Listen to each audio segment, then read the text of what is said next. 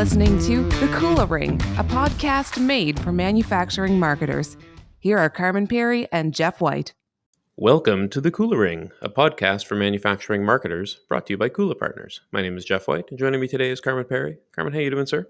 I am excited to be here per normal, and you? I'm really happy to be here, yeah. Nice. Been a few weeks since we've recorded an episode, so I'm glad to be back in the booth. Yeah, exactly, and that gives us a good excuse if we sounded all rusty to our Exactly, listeners. yeah. Always good to keep the expectations low. Yeah, exactly. Ratchet it down just a notch or two. Look, I have high expectations, however, for today's show. Really excited to have today's guest, and it's a fun topic. I think we're breaking new ground here at Kula Ring. We've not talked about this exact subject before. No, I don't think so. But our guest certainly has a tremendous amount of experience in marketing. And joining us today is Pierre Tannoux. Pierre is an energized and entrepreneurial marketing executive with decades of experience working in both B2B and B2C manufacturers. Most recently at Henkel. And really glad to have you on the Kula Ring today, Pierre. Thanks, guys. Super happy to be with you. I will try to live up to the high expectations for today. That's a lot of pressure.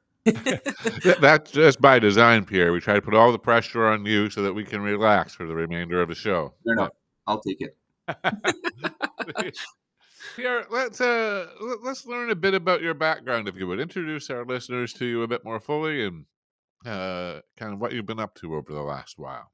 Sure. So my name is Pierre, and as you might hear from my successfully not lost accent, I'm originally from France.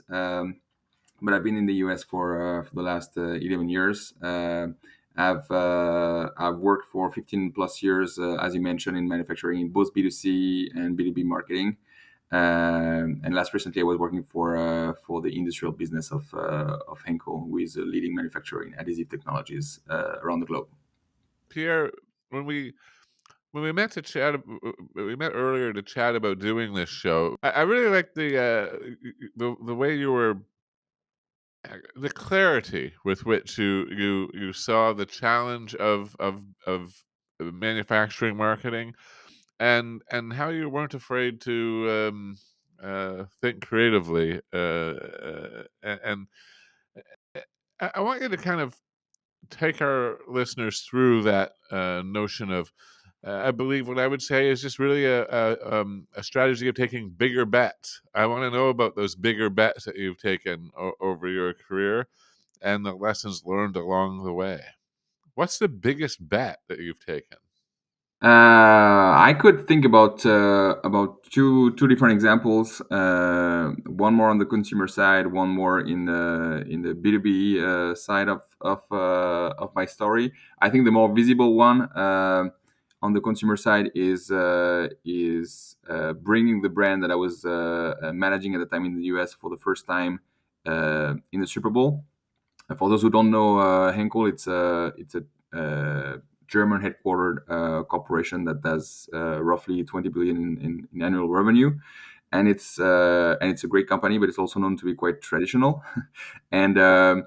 And so, when I moved to the US and joined and took that position, we had a brand awareness issue, which is not unusual for brands that are not in a traditional CPG category. In this case, I was advertising or selling glue, so you don't have great huge budgets, and yet you have to be known by your audience to make sure that whenever they get in that position and you're in the relevant set for them to buy your type of products, you want to be the one they pick. And that brand had a huge awareness issue. And for those of you who have marketed brands and products in the US, you will know that to move a needle in awareness in a country that is that big, it takes a lot of dollars, a lot of dollars that I didn't have. And my predecessors had tried many things and great things, but it was very difficult to move the needle in awareness. And so together with my team, we pitched to put 100% of our marketing budget into one single night and make a big bet, to your point, and put a glue brand with people dancing to the joy of a glue that works on Super Bowl night in 2015. This How is, did that conversation go? yeah, yeah. It's funny because I think you are saying that I've been trained to do big bets like my whole career. That's a little bit my my my footprint, so to speak. And I think for sure it's scary, and I've scared people many times when you bring those kind of ideas, put these kind of ideas on the table. But I think in this case, maybe less for my German counterparts, but for the US leadership audience, there was something like super exciting, scary but exciting, and when you manage to put people into that space and take the stress off of their shoulders and showcase the opportunity rather than the risks that come with it. I think that's when you start to have a conversation, and then it becomes a team story. I'm reminded a guy I used to work with probably now 15, 20 years ago. We used to joke about starting an agency that would be called Bet the Farm. And the idea would be that basically we'd recommend exclusively one idea for the entire budget for the year. And you basically would be betting the farm. Little did we know that somebody was actually doing this. They were just happened to be working at Henkel. I will say, the idea was also born very much as part of the pitch that we did at that time. So actually, I did a pitch when I arrived to select a new agency, and at that time, the Super Bowl idea was not there. And it's when one of the agencies pitched their idea, which I thought was amazing, and I was not the only one. That's the Super Bowl idea then was created. So as always, when you're gonna do something crazy in marketing, it's never one guy, it's never the client, it's never the agency only. It's when you manage to create that unique symbiotic type relationship, and when great things happen. And it's funny because it's been 9 years, but there is a little group of people, between the creatives, the guys who were on the agency side, the people who are in my team, that are still friends to this day because of that adventure. And the best marketing is a team sport. Who Yeah, knew? absolutely. I want to talk about the impact of that because it is fun to imagine the internal sell that was required to get the permission to do this and to get the organizational buy-in. But what was the impact? The impact, what we did, the key objective was brand awareness, right? So we measured brand awareness before and after, and overnight we were able to increase the brand awareness by 5 percentage points, which was a great accomplishment. I will say though, not everything was perfect. And if I was to do it again, there is many things that I would do differently. So we had a very hard time to sustain that awareness after the Super Bowl because we had $0 left. Right, right. So that was a big challenge, but we did move a needle from that standpoint, and that was the objective. The other positive aspects, in our case, like I said, we were setting glue, and if you're a buyer at Walmart, Target, or wherever, and you're dealing with Anheuser Busch to buy Bud Light, around the Super Bowl game, in the US, it's part of the yearly operation. You're used to that. If you're a glue buyer at Home Depot and you have your sales guy coming to you and say, "Hey, we're going to the Super Bowl," that creates excitement too on the customer side. And so we were able to also rally our customers around this initiative, and that resulted in increased sales. In this case, our Super Glue category grew double digit that year. Huh. It gave you something to talk about, and it's something exciting to talk about. To your point, the guy or girl running the local corner store isn't getting all that excited about the Bud Light Super Bowl promotion this year, or what have you. It's just it's expected, but I think that's one of the things that manufacturing marketers are very quick to um, uh, maybe look down on the category a bit and say, oh well, it's hard to do exciting things. It's hard to do the fun things that the B2C side does. But it's like, but when you zig when the rest of the industry is zagging, everybody notices. Whereas nobody notices really when another beer brand has a cool Super Bowl ad. Were you able to sustain those sales gains? And my guess is that they were probably a little bit easier to sustain than then the awareness lift. Yeah, I think so. So the numbers I gave you was actually for the full year that year, the double-digit growth. And actually, what helped us is for some weird reason, there is also a little bit of seasonality in the sales of that category. And the time of the Super Bowl, for those of you who don't know, but I guess everybody would know, but it's beginning of the year. It was February 1st in this case, and it's rather the low season. So basically, we generated a huge growth at a time where we usually have very low sales, and that excitement and this first quarter incremental sales, lifted us up as well for the back end of the year, because our customers saw that we were able to sell through. So definitely there was not as much growth in the back end of the year, but it was more than sustained, and that's what resulted in a double-digit growth for the full year, which was at that time, just to give you a point of reference, the fastest growth that category had seen in the last between 5 and 10 years, probably. Were there any knock-on effects to kind of doing that Super Bowl ad? Like, did they increase the budget for the following year to include one plus other marketing to support more traditional efforts? Unfortunately, not. So I would put that on the part that you would not count as success. And also, like, I remember, like, the night after the Super Bowl. We were there with a team. We went to our agency, actually, which was based. It was Fallon, based out of Minneapolis, and we had like a war room type situation where everybody was there, and we didn't sleep between trying to manage what was happening in social media and drinking champagne. But I remember the day after, somebody asked, maybe it was my boss or somebody else in the team said, should we do it again next year? And I said, I don't think we should, because that's kind of the thing where, if you've done something that you think is a good job, and it was a good job by doing something out of the ordinary and exceptional, the next year you want to do something else, which we did, in a different fashion. But no, to answer your question, we did not redo it, nor did it really affect our budget. Interesting. Still, you did a Super Bowl ad. We sure did. and it nailed it that year. So that's Yeah, great. exactly. I want to. So you mentioned that there were two examples. Leading with the Super Bowl, I mean, it's going to be hard to follow that up, I think. But let's give it a try, Pierre. Yeah, and it's funny because the Super Bowl is a project, right? It's I remember, we pitched the idea in the previous summer, then you brief the agency, you work, you produce, you develop the whole entire strategy, you go live, that's it. That's a very, very finite window. The other example is when I moved to the B2B side of the business later. After a few iteration and a few experimentations, we decided to attempt at launching a large-scale digital transformation program for a business that was 11 billion in revenue. Very traditional B2B type business.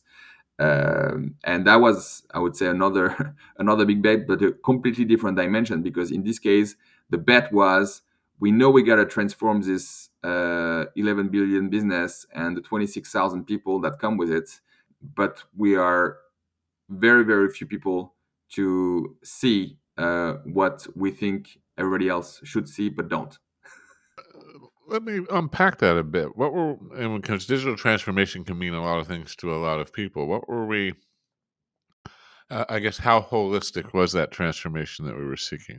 Yeah, it's a good question, and I agree with you. It's very, very, very much overused term. Can mean many different things. In our case, to make it very simple, that business, which is a very, very powerful, strong business, is based on a sales guy having amazing expertise and talking to an engineer and helping him solve his challenges to build his car, build his phone, build his whatever that is, which is great. Except we noticed that there was like two things that were mainly changing. Number one, how do you scale that? How, because the question, even if you're 11 billion big, the question of the market is always the same. How are you going to scale growth? And it's very difficult to scale when your growth is dependent on a human. solely. Mm. That was number one. And number two, surprise, surprise, people are changing. So even if our audience in this case was engineers, design engineers, process engineers, those guys wanted to interact with the brand and with the company in a much different way. And so our whole premise, our whole vision was to say, if we want to win and help to scale this business and continue to be the most relevant for our customers, existing and new, we got to make it easy. We got to make it easy to do business with us. And I can tell you, my conclusion after doing this for for 5 years is that in a big, large industrial type business, it's not easy to make things easy. That's a good line. Yeah. Man, I have so many kind of off ramps to that comment. It seems to me that kind of business model, and there's so many manufacturers that find themselves in that. They'll say, "Yeah, it's where we really succeed is when our highly technical sales professionals are working shoulder to shoulder with engineers on the client side to create solutions." And then you start to unpack the dynamics of that, and you realize that salesperson is like 35 years experience with the organization, has developed a level of technical knowledge around the solutions that they sell that you know doesn't exist in any kind of training system in the organization or what have you. And then you look at who's being recruited into those roles today. They're not going to stay there for 20 years. They're not going to stay there for 10 years. They're not going to have the time to develop the depth of experience that they can just kind of have that muscle memory to draw on to make the organization money. I think this challenge is pervasive. I think it's everywhere for sure. And I think I would have two observations to that comment. The first one is that guy, 35 years there, I've met so many of them and I have so much respect for those guys because indeed, like when you are in a business like this, you gotta love those guys. They've grown with the company. They know like a crazy amount of stuff about what they do, and that's an asset to any company, right? My first question, to the CEO of that company would be, I love your 35 years old, sales people, but how much percent of their time do they leverage what you just described as being great about them?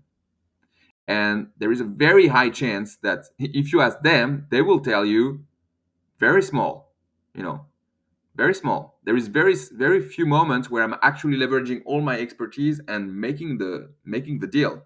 A lot of the rest of the time is spending in doing seeding, trying going to trade shows, trying to do relationship management, uh, all the administrative crap that I gotta do, all of that stuff. And the reality of it is, if you have an asset like that, you want to make sure that you maximize the time that you use them for what they're best at. That's number one. The second thing is, as great as it is, I remember talking, I think it was last year, with one of our key account managers, and the guy was, his clients were Google and Meta, and you could find it weird because you don't think manufacturing for those people, but they're actually manufacturing data centers, for example, and that type of stuff. And that was a customer for Henkel.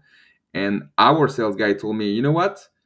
I love what you guys do because the engineers at Google and Meta, they are young guys, and they are behaving completely differently than the one I used to deal with, like even like 5 or 10 years ago. They don't want to talk to me. They don't. And they are telling me, we'll reach out to you when we need you, but we don't want, the old plot of, hey, how about we get together and I show you my solutions? And a, a 30-year-old engineer today doesn't want to hear that. He doesn't want to do that. and and the big shift is customer is in control at the end of the day. And I think we come from a world where sales was about a sales guy coming to a customer, and the new world is a customer looking for a solution and understanding that you may be able to help comes to you. And it's a complete shift in paradigm, and as any company needs to adjust to that.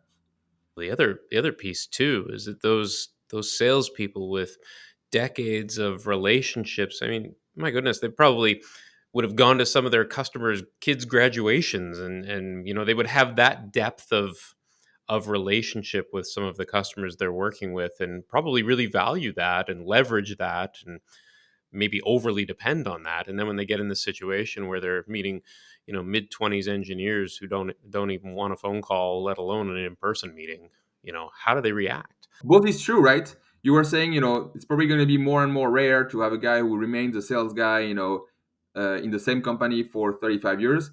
But you go on the other side, also true. The guy on your customer side, and though that doesn't mean that relationships don't matter. I think it's a business is always going to rely at some point in the process on two people coming together, trusting each other. That there's always going to be that component, I believe, at some point for important business relationships.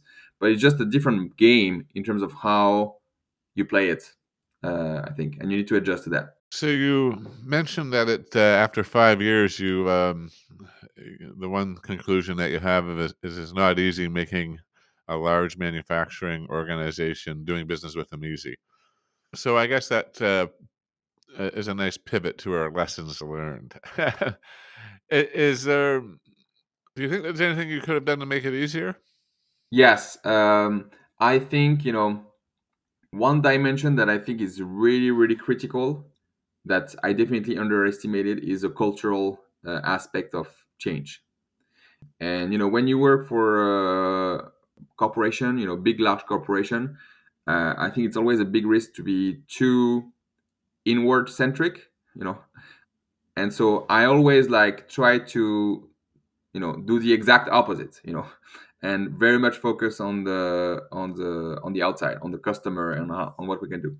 But I think in this case, we probably neglected the importance of over communicating and making sure that internally, again, when you have 26,000 people that you got to move, they need to understand that this is important, why it is important, what we are trying to accomplish, and what they can expect, or what is the expected result of everything that we're going to do. If you're trying to build a transformation within a rather small community, even if it involves some senior execs, it's not enough. So I think that's one big learning that I've had. The second one, which is maybe actually the one of the most important one, I think. There is a lot of debates, even you see on LinkedIn and stuff. How much a CEO should be involved in any type of business transformation, and everybody agrees, yeah, the CEO should be involved. He should be like a sponsor and whatever. And my big learning is that that's 100% not enough. The only way that you can be successful at transforming a business in any ways that you want to transform it, take it to a different level, whatever the case is, the CEO himself needs to be driving. He needs to be a driving force. So he's not going to do everything himself, obviously. He needs people to do that. But he needs to position himself as, I'm driving this. If he's not driving change, then the change doesn't exist. That's just the reality of how things work in any company, I think, but even more in larger corporations. And the last learning I would give you is, which I think is very much less relevant in smaller type company, but in big it is a syndrome that I've suffered from, which I call pilotitis. And when you're trying to invent something new in a big corporation, you want to do pilots, right? You want to experiment. You want to show, hey, we're going to take a small piece, we're going to play around, and we're going to show you, what it could be if we were to scale, that effort or that new thing or that we're doing.